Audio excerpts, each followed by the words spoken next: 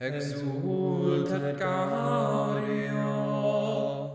back to another episode of the Heart Speaks to Heart podcast, a product of Three Hearts Homestead.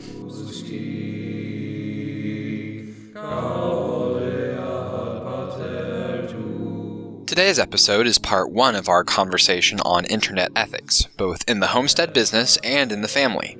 Make sure you don't miss part two by subscribing to us on YouTube, iTunes, Spotify, or wherever you enjoy your podcasts.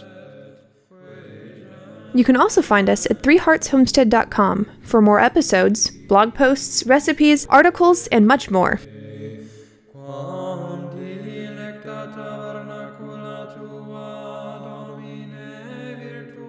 Welcome back to part one of episode 2. This is our second time sitting in the recording booth together.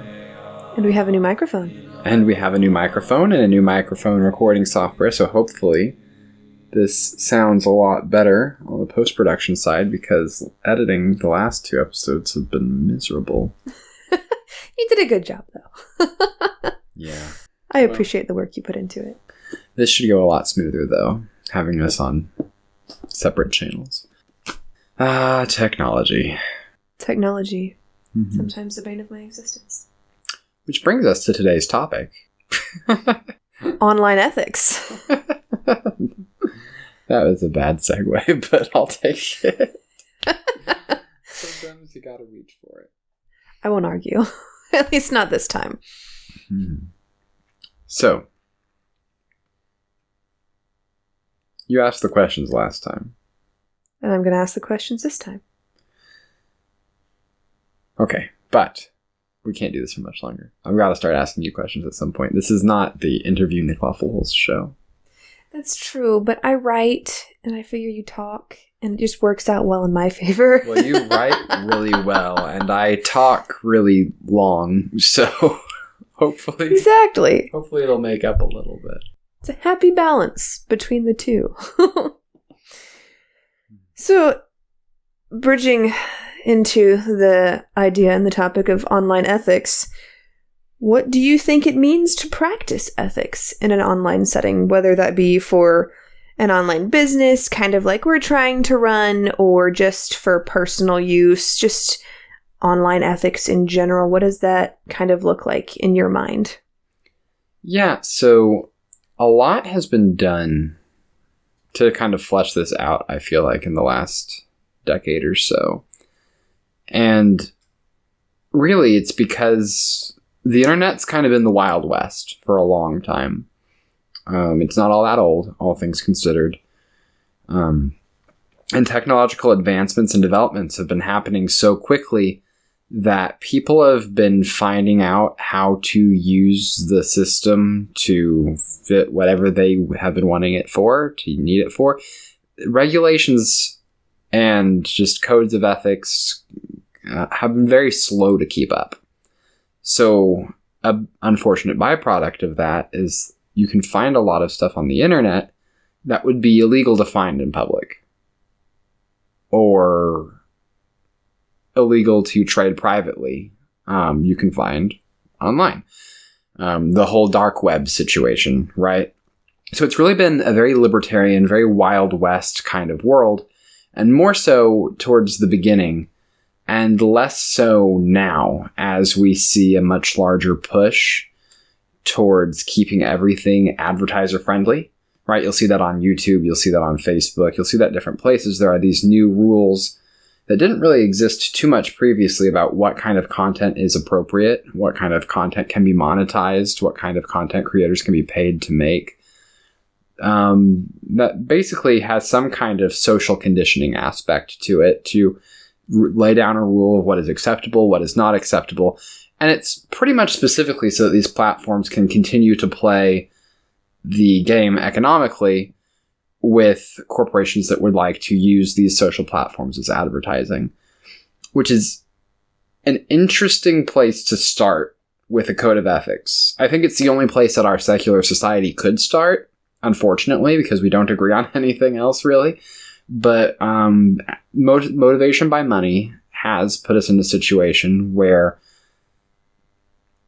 whatever it would be considered appropriate or friendly for corporations to advertise on is becoming the law of the land of what is acceptable to post online. You're seeing it on Facebook. You're seeing it creep into all different kinds of places, oftentimes for better, but also for worse, because with any kind of regulation in this department comes conversations about freedom of speech, stuff like that.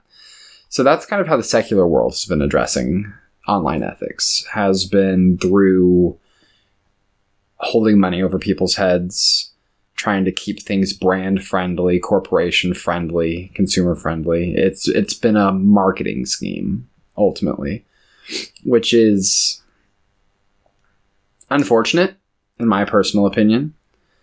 There's no real sense of right or wrong, or good behavior, bad behavior, so much as it is just what can make us money or what cannot make us money. And then, of course, you've also seen certain ethics as various states and countries have kind of updated their legal system to deal with cyber crimes, to deal with what it means to have internet providers working within a geographical region. Are they beholden to these laws that would apply to the rest of us out in the real world or not? Stuff like that. And that's the other side of the conversation, is that you have legal systems that are catching up to what the internet actually is and are actually able to impose some kind of law on the internet where it applies to them, where it's within their jurisdiction. And then you also have the very high corporate level side of this, right? So you've got government one, you've got government two. Government one being real government, government two being the corporations. So looking at it from maybe a more objective perspective as opposed to the subjective ethics that are placed on it from the corporations and the different platforms in the online sphere, what does ethics mean or is defined as, objectively speaking? Like, obviously you can look at a subjective way of viewing ethics, and that's how people interpret it when it comes to marketing and these different things, and they'll place some rules that are legally based and law based as opposed to just arbitrary and what they want for their marketing and advertising and promoting their brand and these types of things. But if you want to step outside of a subjective realm into the objective sphere of what reality looks like, practically speaking, what would you say online ethics could or should maybe be outside of that subjective view? Yeah, so just to start off right, if we're going to talk about online ethics, we have to talk about ethics generally. So we'll just start with the definition of ethics. I had one here. So if you just Google like a definition of ethic or ethics, you get a couple definitions pertaining around this idea of what are considered principles of right conduct. So it is either a theory or system about moral values, a study as a field of the general nature of morals and of the specific moral choices made by persons. And this is Google synthesizing from the American Heritage Dictionary of the English Language. I don't know if that dictionary carries any real weight, but it's got a lot of overlap with morality. And I'm going to leave the definition there because there is a conversation to be had about the distinction between ethics and morals.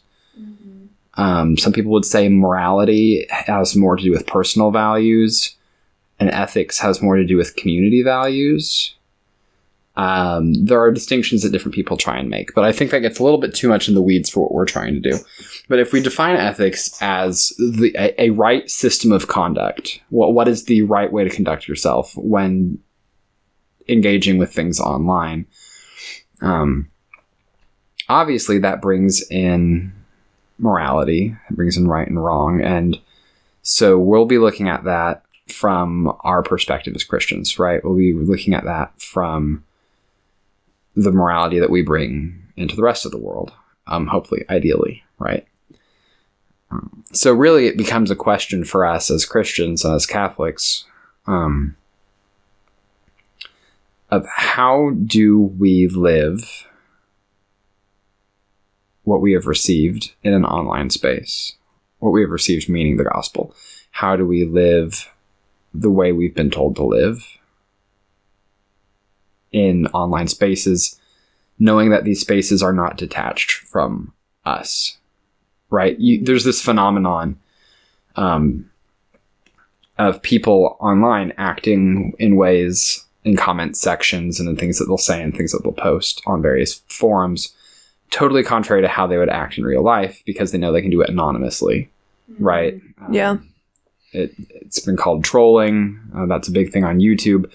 But you also just have this general idea of people talking big or talking all kinds of different ways that they maybe can't do in reality when their face is there.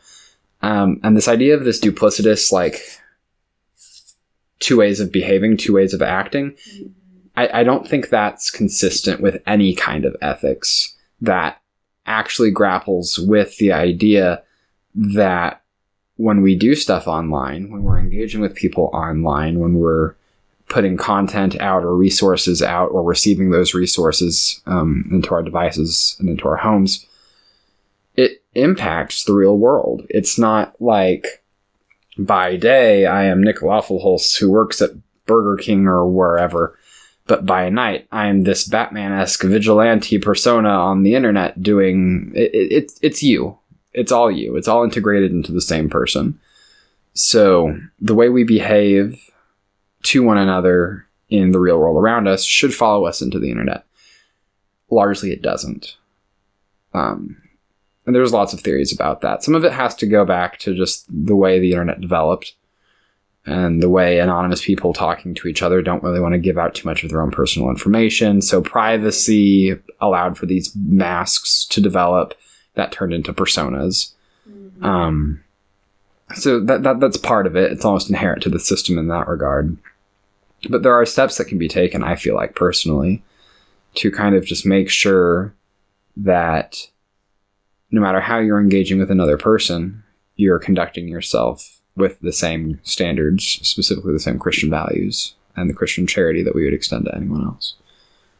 Right. No, that makes sense.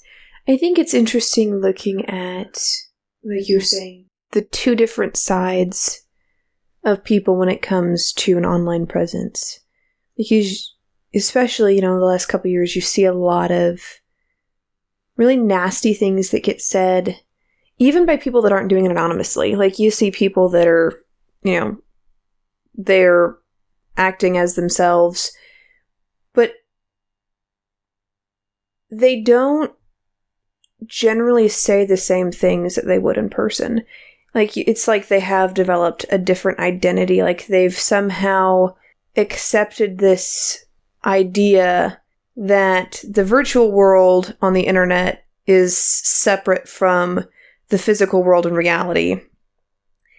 And I think that kind of plays a lot into, like, kind of tying back to business, the side of things there with marketing and advertising and all of these things that companies tend to do. I think I see a lot of interesting discrepancies or two-facedness come out in the business side of things, specifically, like, kind of, there's obviously the nasty side with just personal accounts and different things like that, and that's its own section, but specifically talking about business, there's a lot of advertising that I see on platforms or such things that claim to promote one very specific aspect of living and lifestyle and all of these kinds of things. Like, I think a lot of it about in the homesteading sphere.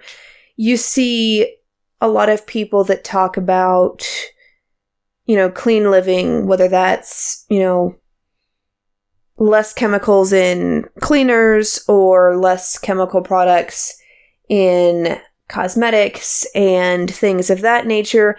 And then also on their site, you have advertisements for companies that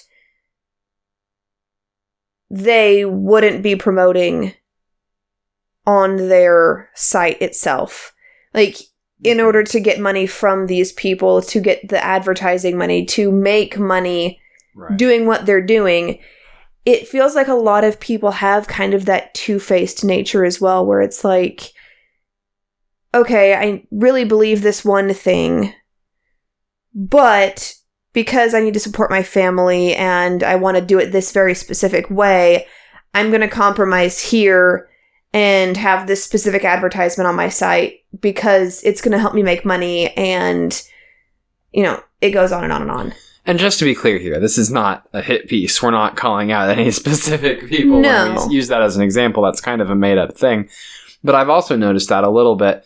And you see that really with pretty much anyone who's operating online in a business sense. But, you know, we've kind of been sticking to this homesteady side of things a little bit more so than anything else. But I see it all over the place with different podcasts that I listen to. It's this idea that when it's the content rolling, when it's the camera rolling, when we're the ones speaking and it's not an ad and it's the actual content, then we'll talk one way, promote a specific way of life, say specific things about faith and ethics and morals and whatnot. But then the second the ad reel's playing, the second I'm recording an ad or trying to decide who's going to sponsor me and put certain ads up on my website, there's this tone shift of like, nothing personal, kid, it's just business.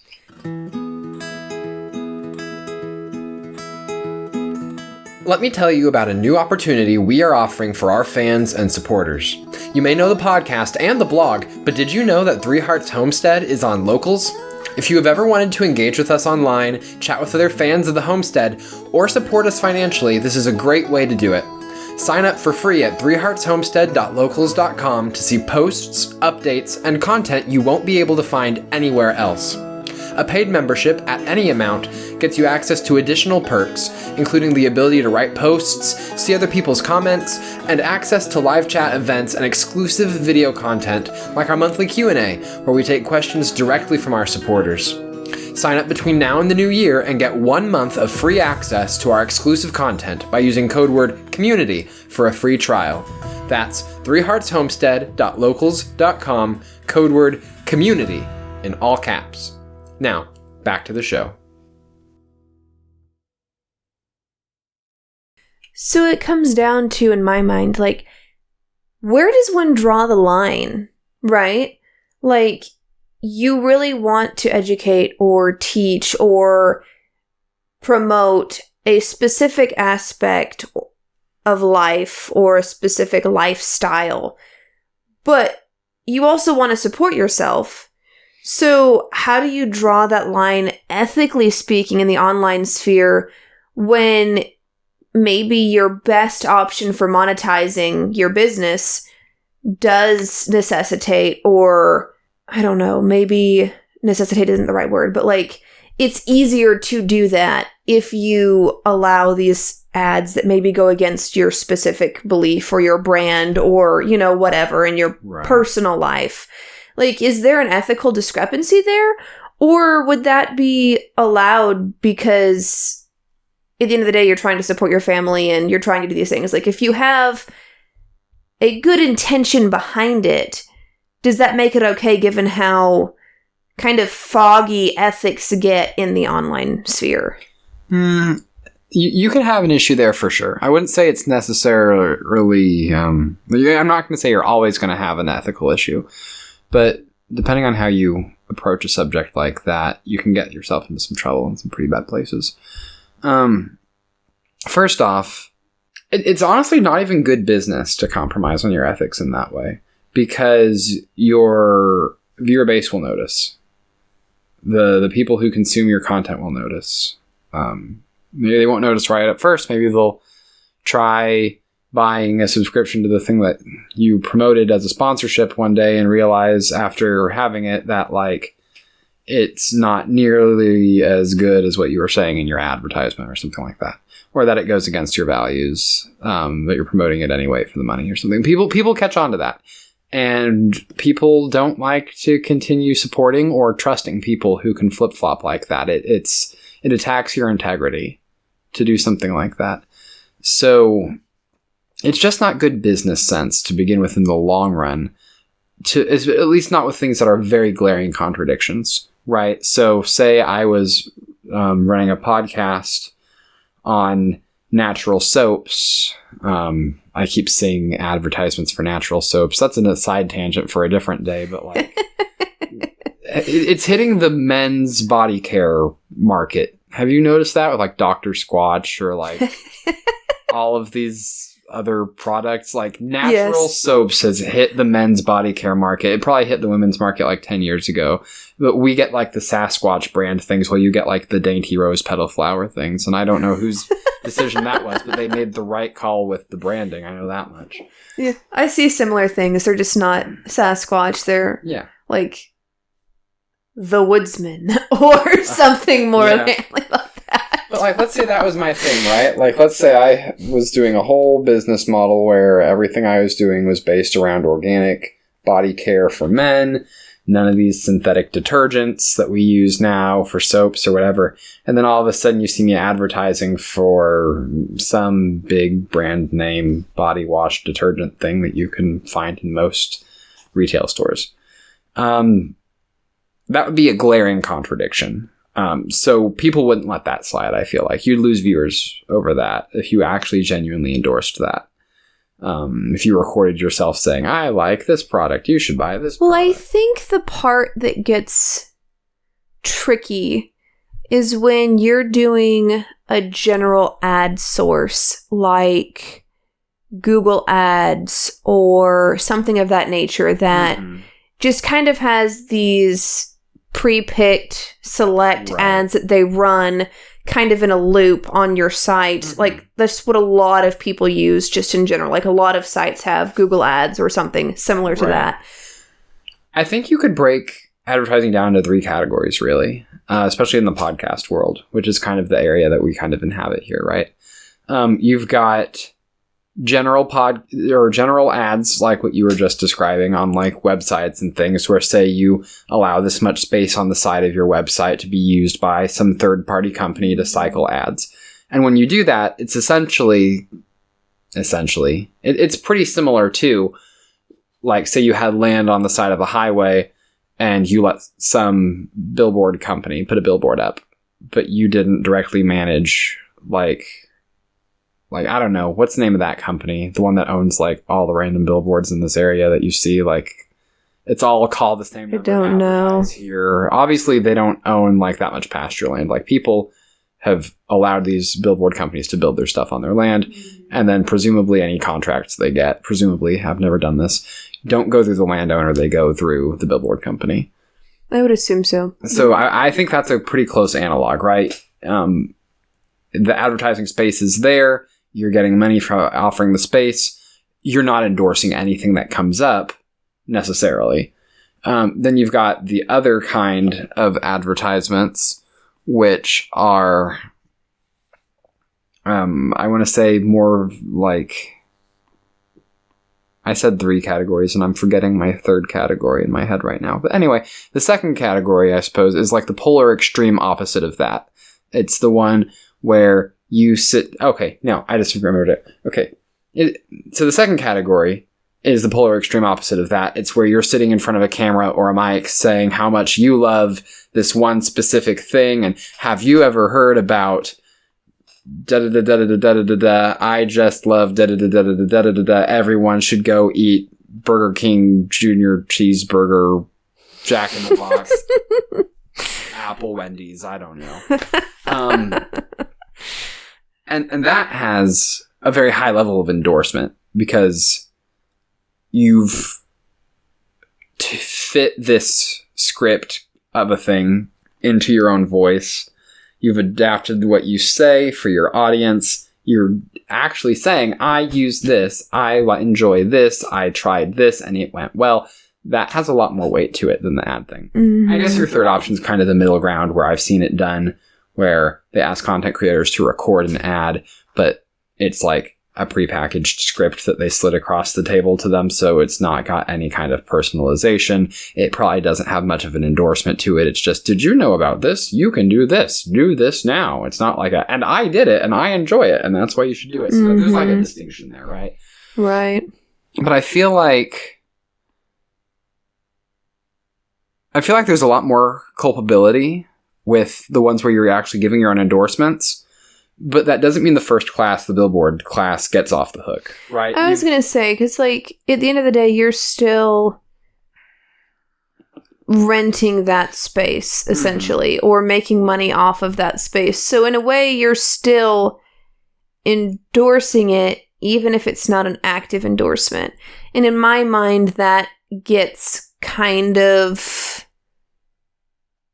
It gets sketchy, shady. It gets shady. It gets shady quick, right? And it's not something that most people even usually had to think about. Going back, who knows how long ago. Granted, the internet's young, so this is maybe a weird way of putting it. But American culture's really splintered right now, where you have different interest groups that promote this one general anti-culture of what secular society views as acceptable in the public sphere. And that contains a lot of stuff that social outcast groups that are being swept under the rug right now, that used to be dominant, especially Christendom, would not consider acceptable, right? So if I allow Google Ads to place ads on my website, I'm signing off on whatever Google thinks is appropriate. And I might not look to see what each and every one of those things is individually, but I am expressing trust in Google to handle ads in a way that I would agree with. And if they don't, that's on Google, but that's also on me for trusting Google. And you see this a lot more with our parents' generation. But there is a deep societal trust that communally we had similar ethics, even if we had different religions, even if we had different politics. And I feel like there's kind of been a veil that got torn over the last, well, at least as long as you and I have been alive. So for me, within the last 20 or so years, I appreciate you not saying that I'm closer to 30 than you. That was very generous. Today is Maddie's birthday. If you are listening to this, today, the day we record this is Maddie's birthday. If you are currently listening to this and there is a comments box where you find this, either on the blog or on YouTube or somewhere else, please comment "Happy Birthday, Maddie," so that we know you're listening. Or maybe don't. I'd rather you don't. No one should know it's my birthday. The best birthday present you could give Maddie is to subscribe and like this episode. She's still mad at me for not telling the people to subscribe and like this episode on the last two. So this is me making up for that. If you want to wish Maddie a happy birthday, please. No, but yeah, like back to what I was trying to get at there for a minute. I think there was this general understanding with our parents' generation that what was considered safe for public consumption was kind of more or less agreed upon by most people, right. And that you didn't have to have these very specific cultural and religious backgrounds in order to agree on these sorts of things. We all had this idea of what was acceptable and what was unacceptable, even if we disagreed on a million other things. And that held people together. But nowadays, like, just seeing the secular values that corporations are trying to push for that are contrary to the Christian faith and to the Christian identity, and honestly to the identity of all like major world religions, I feel like at this point, it's a rough situation, because to go along with what is considered normative is no longer acceptable. So we can't really, as easily at least, trust these places like Google Ads or whoever else there might be out there running these ad reels. There's almost I don't want to say a temptation, because I'm not even convinced it's a bad thing, but this idea that you almost want to go running to look for a third-party ad company or a third-party anything to speak on your behalf or to put stuff up on your website that belongs to the very same specific set of culture and even subculture that you belong to, because it's just so hard to trust anyone outside of that now. Yeah. Because you might be trying to run a Christian blog and all of a sudden immodesty, degeneracy of various forms that is considered normal by secular standards is on your website because Google thought that it was ethical to put that stuff up in an ad. And if you disagree with that, then you can't be doing business with Google Ads in this. I'm not saying Google Ads is actually doing that. I've not actually looked at Google Ads, so I don't know what they're doing. Maybe they allow for more control over this stuff. This is not me talking as someone who's appraised these ad services in any degree, but the idea stands that if an ad company is promoting secular values and secular ethics in ways that are personally unethical, yeah, you need to catch that. You need to do something about that. That you can't let that slide, and that's why I think it's more dangerous than the kind of ethics where you sit and record and endorse something personally, is because there was a time where people felt they could trust that. The first type. There was a time where, oh yeah, we can put a billboard up on my property, like no problem. Like, who's gonna buy something and put something terrible up on the side of the road? No, if they try to, there's laws about what's like okay to put up in public and all this stuff. Like, it was just a good way to make money for a while. And nowadays it's a lot harder to justify, like, well, am I really willing to cede that kind of control over what things are on my property, stuff like that. It's turned into a much bigger question. And if you're not careful about that, if you're not aware that the times are changing in that regard, you won't catch it. And I think that's a problem.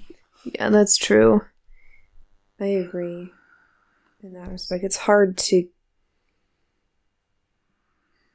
toe the line and figure out where the line needs to be drawn. Mm-hmm. Sometimes working at it from a business perspective. Well, and that's just even looking at things in terms of, is the product aligned with the message? Mm-hmm. There's a whole other conversation to be had about a more subtle kind of advertising ethic of maybe the product does align with the message. Maybe they do, like say I'm advertising for, I don't know, a company that makes knives. Maybe there's a Christian company that makes knives and, I have a Christian company. I do enjoy a good knife. I'll advertise for them. So product alignment makes sense, right? Shared values it's not. Knives are useful in a homestead. Yeah. Knives are useful in a homestead. But say I'm sitting here saying, I just love these knives. I've got 12 of these knives. They're the best knives I've ever had. I've never had to sharpen them. Their customer support has been amazing. And in reality, maybe they're just not the greatest knives in the world. Maybe they're kind of on the dull side. Maybe the materials they're made from aren't as nice as they're making it out to sound like. Maybe they're really hard to get a hold of or never in stock or XYZ. Just not even a product alignment issue, but just a product quality issue. Product quality issue, or just a business way it's being run kind of an issue. If you're giving an endorsement and saying these things are great and saying these are the things that you like about them and they're not doing those things, well then, yeah, that's unethical. I think a lot of it goes back to doing your research, which is something that is hard because, like you were saying, we like to believe, or we hope we can believe and trust in the companies that if they look like or say they align with our values, that they actually do, and they have quality products or whatever it may be. But you don't have that guarantee, which I think goes back to the whole ethical side of things. It's like there's just this kind of ambiguity of like, well, if it makes a good buck, why not do it? Like maybe it's not the greatest quality, or maybe I shouldn't say this thing, or, whatever it might be, but it makes money and it's selling and it's great. So we're going to do it anyways, kind of a deal. I think kind of just with business in general, kind of going back on a little bit of a different note aside from marketing, like when you have an online presence as a business owner of, be it a blog or a podcast or both or whatever it could be, like, how do you allow that to be a part of your life without taking over your life? Like, all marketing and those kinds of things aside, with all of those, challenges and struggles that might come with it. Like, how do you allow yourself to live in reality and actually be in your life without letting that online business, that online persona for the business kind of take over in an unhealthy way? Yeah, so beyond the internet ethics of that question, there's obviously just the work-life balance, right? And I think this is really hard for homesteaders specifically, right? It's hard enough for people who are self-employed and have their own businesses to not just live in their work, right? That's already difficult enough because you've not got the boss man at the office saying we start at this time in the morning, we end at this time at night, and go home to your family, and we're not going to bother you outside of these hours. I don't want you thinking about work outside of these hours unless we ask you to come in for overtime, and then we'll compensate you for overtime at this specific rate. When you're self-employed, it's kind of like, well, you just work until you get it done. And it takes a lot of discipline to say, I'm only going to work during these hours. And then homesteaders specifically, when you've got animals to take care of, crops that need tending to, all manner of organic farm life that you can't just say, time to clock out, I'll see you in the morning. The impositions that require you to work outside of normal hours come more frequently and are more justified. So then you've got kind of the triple threat of that being your base and trying to add in an internet presence, add in, be it a blog or a podcast or social media. And then if it is social media, how many social medias? Are you commenting on other people's stuff in addition to posting your own stuff? How often are you posting? You could easily you could easily make, depending on how strict you were with yourself about that and how much you were trying to hit every possible base, you could create so much extra work for yourself that never ends just by trying to constantly be available to engage as a business person with people online who might be potential customers for your business. And that's super unhealthy. And people who have that same kind of a job description of doing marketing related stuff don't have that issue in corporate America where they only work from 7 to 4 because they're not checking the company Instagram at 5 o'clock because they're at home with their families at 5 o'clock. Right. But for us, I feel like it's so much more tempting, right? To want to check the company email at 9 o'clock or to want to, it's this time on a weekend and I'm not working, but I really just want to see how our podcast is doing. So I'm going to pull up the analytics to look and see if any numbers have changed. And that keeps little bit by little bit slowly penetrating your personal life, trying to penetrate time that you shouldn't be working. Mm-hmm. And for people who are already living this lifestyle of your personal time and your work time kind of revolve around just whatever's needed in the environment around you, it can be a triple threat to not have that well analyzed. So I think it really boils down to realizing that social media, when it's for business, is work. It's not being used as leisure time the same way that if you used your personal social media, it would be. And having strong rules with yourself about when you do work, how you do work, when you take breaks from work, having the discipline to impose that on yourself. I'm not going to work outside of these hours if I can avoid it. I'm not going to be doing this work from this time to this time because this time to this time is when I spend time with my family because we're all home during this time. Stuff like that. You've got to be strict about that. For more content from Maddie and myself, be sure to visit our website at threeheartshomestead.com.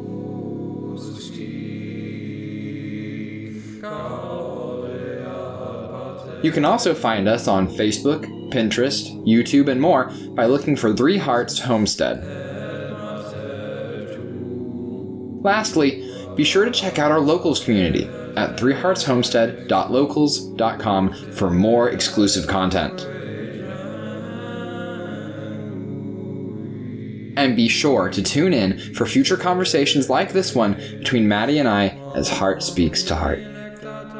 God bless, and have a good day.